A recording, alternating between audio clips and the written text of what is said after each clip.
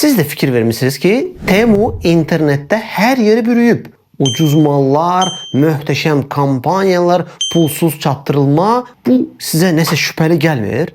Necə oldu ki, bu kiçik kampanya cəmi 2 il fəaliyyət ərzində Amazon və AliExpress kimi nəhənglərlə rəqabətə gedə bilib? Və ən əsas sual, burada tələb varmı? Bugün Bruno sizə Temu'nun 3 uğur sirri və heç də xoşa gəlməyən həqiqətləri haqqında danışacaq. Odur ki, çayınız hazırdırsa, gəlin başlayaq. Temu'dakı qiymətlər sizə təəccübləndirir. Qulaqlıq 3-4 manata, krasovka 10 manata, hətta ən ucuz internet dükanlarında belə bu cür qiymətlər yoxdur. Necə olur ki, onlar bu qədər ucuz sata bilirlər? Bu da sizə 3 cavab. Birincisi, Temu məhsulları vasitəçilərdən yox, birbaşa fabriklərdən alır. İkincisi, onlar ziyanına satış strategiyasından istifadə ediblər. Yəni, əvvəlcə ziyana ucuz qiymətə satmaq və bununla da bazarı ələ keçirmək.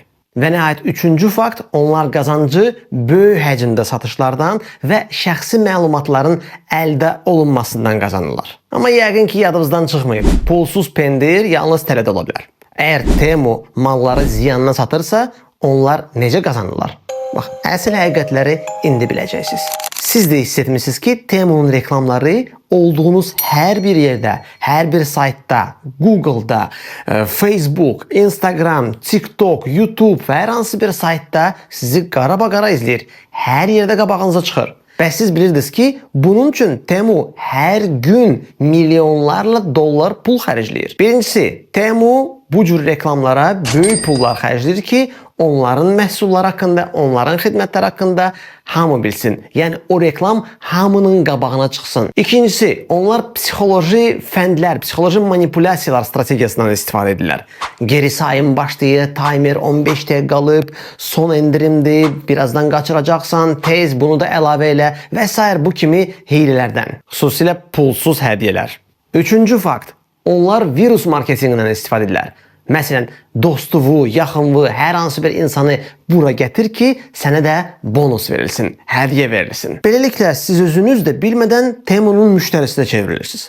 Amma əsas məsələ budur ki, onlar bu məlumatlar sizin haqqınızda şəxsi məlumatlarla nə edirlər? Necə istifadə edirlər onlardan? Bəli, mən bunu demişəm və deyirəm. Temu sizin haqqınızda bütün məlumatları toplayır.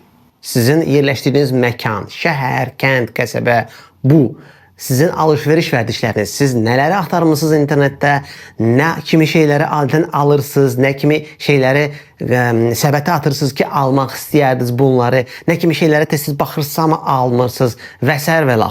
Hətta dostlarınızın telefon nömrələrini də ələ keçirirlər. İndi özünüz düşünün, bu qədər məlumat kimə lazım ola bilər? Bu da sizə faktlar. Birinci fakt, hələ 2023-cü ildə kiber təhlükəsizlik mütəxəssisləri Temu'nun həddən artıq şəxsi məlumatlar topladığını aşkar ediblər. İkinci fakt, dünyanın müxtəlif yerlərində hökumətlər onların təhlükəsizlik siyasətini araşdırmağa başlayırlar. Üçüncü fakt, bəzi ölkələr Temu'nu bloklamağı düşünürlər. Soruşa bilərsiniz ki, artıq Temu'nu yükləmişik, biz indi neyniyək? Narahat olmayın, Bruno buradadır, bir neçə məsləhət sizə verəcəm. Məlumatlarınızın təhlükəsizliyini qorumaq üçün bu bir neçə addıma, bu bir neçə tədbirə riayət etmək lazımdır. Birincisi, Temu'nun kameraya, mikrofonlara, kontaktlara girişini bağlayın. İkincisi, Temu'da alış-veriş edirsinizsə, bunu əsas kartınızla, misal üçün maaş kartınızla etməyin.